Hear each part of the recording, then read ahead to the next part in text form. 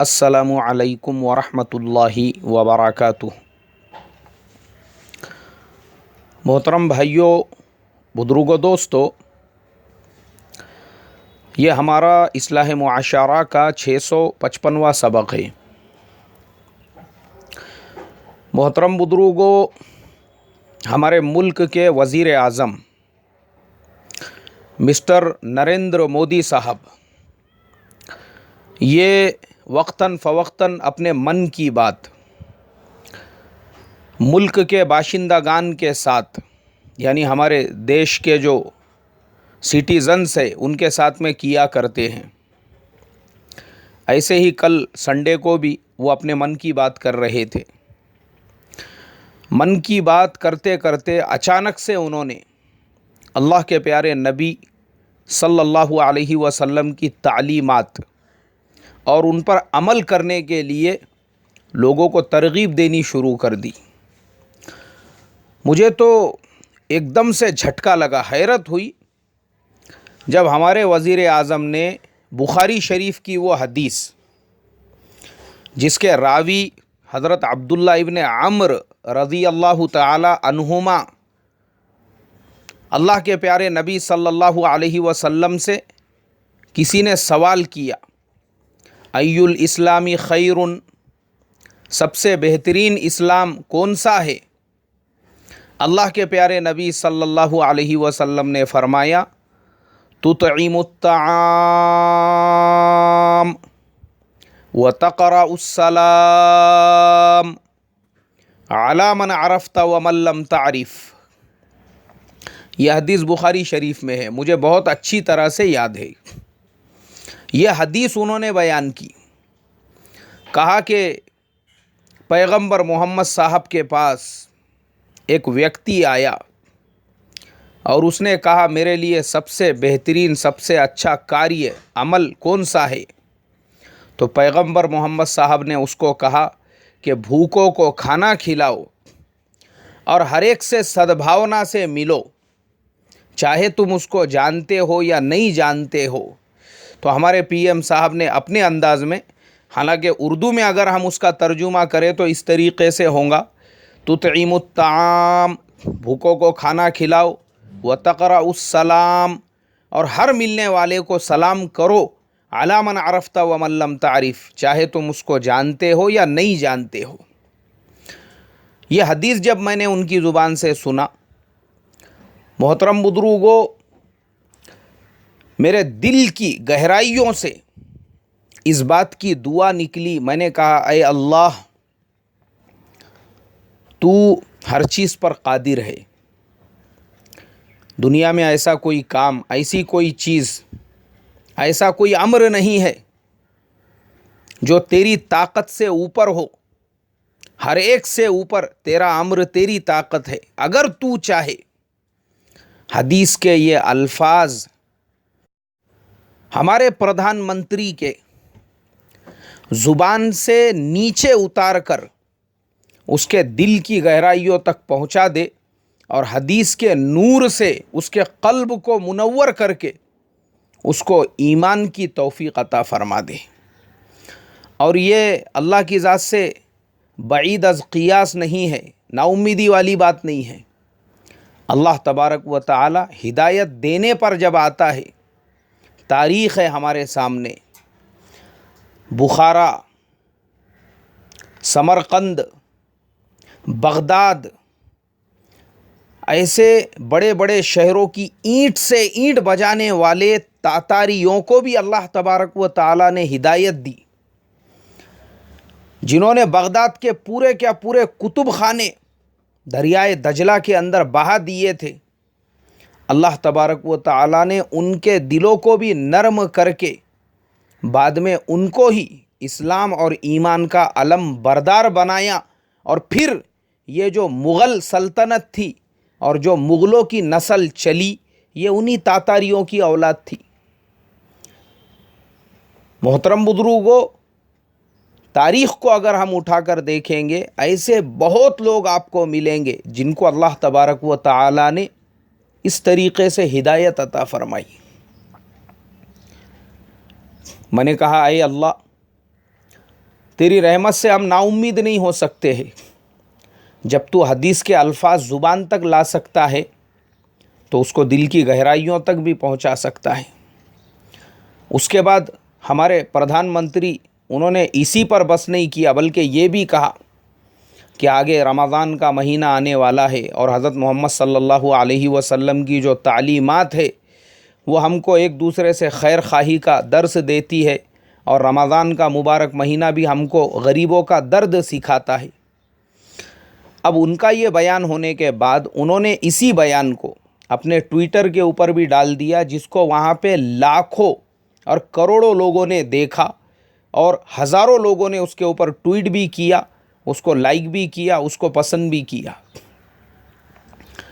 لیکن محترم بزرگوں، ہماری مسلمان قوم چونکہ ہماری اکثریت ایسی ہے، اس کو نگیٹیو سوچنے کی عادت ہے.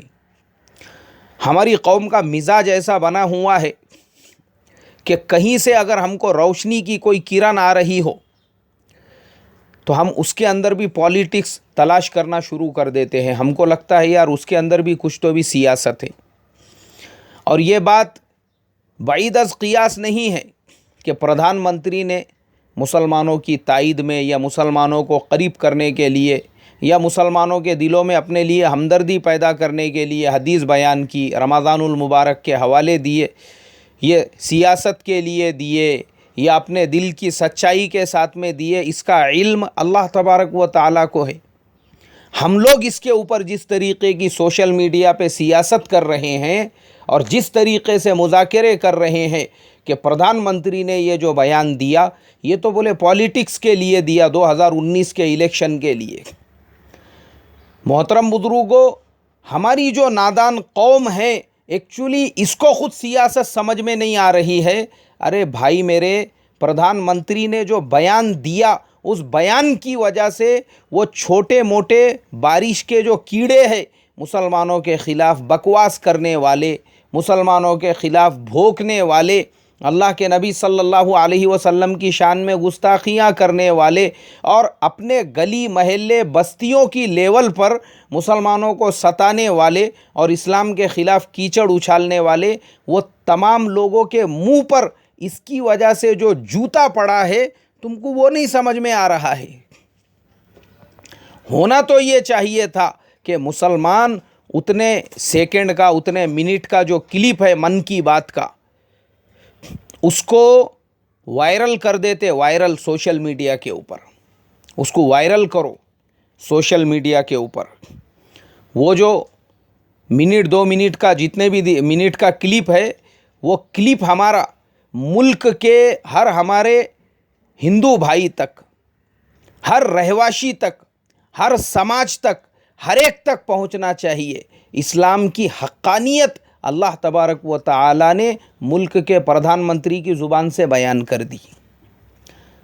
یہ چیز آج کے ہمارے مسلمان بھائیوں کو سمجھ میں نہیں آتی. ان کو خالی یہ پالیٹکس سمجھ میں آ رہا ہے کہ پردھان منتری نے مسلمانوں کے دل میں ہمدردی پیدا کرنے کے لیے، ان کو قریب کرنے کے لیے اللہ کے نبی صلی اللہ علیہ وسلم کی حدیث بیان کی اور رمضان المبارک کے مہینے کا حوالہ دیا. لیکن ان کو یہ نہیں سمجھ میں آ رہا کہ اس سے ہم کیا فائدہ حاصل کر سکتے ہیں. ارے اس سے تم ہزاروں کو ہدایت کا راستہ بتا سکتے ہو حوالہ دے کر کہ دیکھو یہ ہے اسلام کی حقانیت کہ اللہ تبارک و تعالی نے بخاری شریف کی وہ حدیث اور اللہ کے نبی کا فرمان ملک کے پردھان منتری کی زبان سے جاری کرا دیا. اس سے بڑھ کے اور تم کو کیا چاہیے؟ یہ آج ہم کو سمجھ میں آنا چاہیے اور وہ کلپ ہم نے وائرل کرنا چاہیے. وائرل ہمارا ہر غیر ایمان والا جو بھائی ہے یا نان مسلم ہمارا فرینڈ ہے اس تک وہ کلپ پہنچنا چاہیے، اس کو بھی پتہ چلے کہ رمضان کا مہینہ کیسے خیر خواہی کا مہینہ ہے اور اللہ کے نبی کی تعلیمات کیا ہے. اور جب آپ کو یہ سمجھ میں آ چکا ہے کہ بھائی پردھان منتری نے جو یہ بیان دیا اپنے سیاسی فائدے کے لیے، تو آپ ان کو سیاسی فائدہ مت پہنچاؤ نا. ایک چیز ہمیشہ انسان نے یاد رکھنا چاہیے، ایک تو ہمارا پولیٹیکل ویو ہوتا ہے کہ بھئی ہمارا پولیٹیکل نظریہ کیا ہے، ہم کس پارٹی کے ساتھ میں ہیں یا ہم کس پارٹی کے اگینسٹ میں ہیں، مخالفت میں ہیں. وہ پارٹی کی مخالفت میں ہم کھڑے ہوئے ہیں، اس کے اگینسٹ میں ہے، یہ اپنی جگہ پر آپ کا اپنا اسٹینڈ ہے. لیکن اگر کوئی ہمارے پیارے نبی صلی اللہ علیہ وسلم کی تعریف کر رہا ہے تو اس کا مطلب یہ نہیں ہے کہ ہم پارٹی کے اگینسٹ میں ہے تو اس انسان کے بولے ہوئے اس اچھے الفاظ کو بھی ہم رد کر دے یا بولی ہوئی حدیث کو بھی ہم رد کر دے. تو اس کے لیے میں ہمارے تمام جو سننے والے ہیں ان سے یہی کہوں گا، آپ کا جو پولیٹیکل ویو ہے وہ آپ اپنی جگہ پہ مضبوطی کے ساتھ، جیسے میں ہمیشہ مسالک کے تعلق سے یہ بات بولتا ہوں کہ بھئی آج الگ الگ مسلک کے لوگ، الگ الگ مسلک کے مسلمان ہمارے بھائی، سارے مسلکوں کا رسپیکٹ کرو، سارے مسلکوں والوں سے ملو، ایک دوسرے کی مساجد میں خلط ملط ہو کر نماز پڑھو. لیکن اس کا مطلب یہ نہیں ہے کہ آپ اپنا مسلک چھوڑ دو. نہیں، آپ جس مسلک پر قائم ہیں پورے مضبوطی کے ساتھ، پورے استقامت کے ساتھ آپ اپنے مسلک پہ رہو، آپ اپنے امام کی تابعداری پہ عمل کرو. اگر آپ حنفی ہے، اگر آپ شافعی ہے، اگر آپ حنبلی ہے، اگر آپ مالکی ہے، کیوں چھوڑ رہے آپ اپنے امام کو؟ آپ اپنے امام کی تابعداری میں اپنے مسلک پہ پورے مضبوطی کے ساتھ. لیکن اس کا مطلب یہ نہیں ہے کہ دوسرا کوئی اگر اچھی بات کر رہا ہے اس کی بات کو ہم سرے سے ریجیکٹ کر دیں. یہی میری بات آپ پولیٹکس کے اوپر بھی عائد کر سکتے ہیں. آپ جس پارٹی سے جڑے ہیں، آپ کو جب سمجھ میں آ گیا کہ بھئی پی ایم صاحب نے اپنے سیاسی فائدے کے لیے کہا ہے، ٹھیک ہے، کوئی بات نہیں ہے. لیکن جو اچھی بات کہی ہے ہم ان کی اس بات کو دوسروں تک پہنچائیں گے، بتائیں گے سب کو. انہوں نے جو ہمارے نبی صلی اللہ علیہ وسلم کی حدیث بیان کی اور رمضان المبارک کی اس طریقے سے تعریف کی، اسے خیر خواہی اور صد بھاونا کا جو مہینہ کہا، کوئی پرابلم نہیں ہے. ہم نے بی جے پی کو پہلے بھی ریجیکٹ کیا تھا، آج بھی ریجیکٹ کرتے ہیں، قیامت تک ریجیکٹ کریں گے. ہم اس کے اگینسٹ میں تھے، اگینسٹ میں ہی رہیں گے.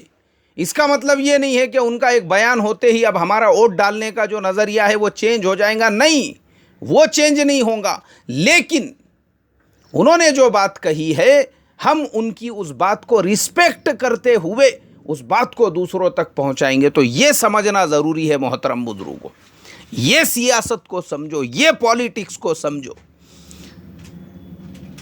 سرے سے ان کی بات کو رد مت کرو. سوشل میڈیا کے اوپر اگر کوئی ایمان والے بھائی وہ ٹویٹر کا اتنا جو ٹویٹ کیا ہوا ہے اس کا اسکرین شاٹ لے کر اگر اس کو چلا رہے ہیں تو اپنے آپ کو زیادہ ہوشیار، زیادہ عقل مند، زیادہ دیڑھ شانہ سمجھ کر اس کے نیچے ایسے ٹویٹ مت مارو، ارے یہ تو سیاست ہے، یہ تو اپنے فائدے کے لیے، ارے یہ تو اس کے لیے. ارے سب کو سمجھتا نا بھائی، ارے سب کو سمجھتا بھائی. چھوٹا معصوم بچہ ہے نا، اس کو بھی سمجھتا.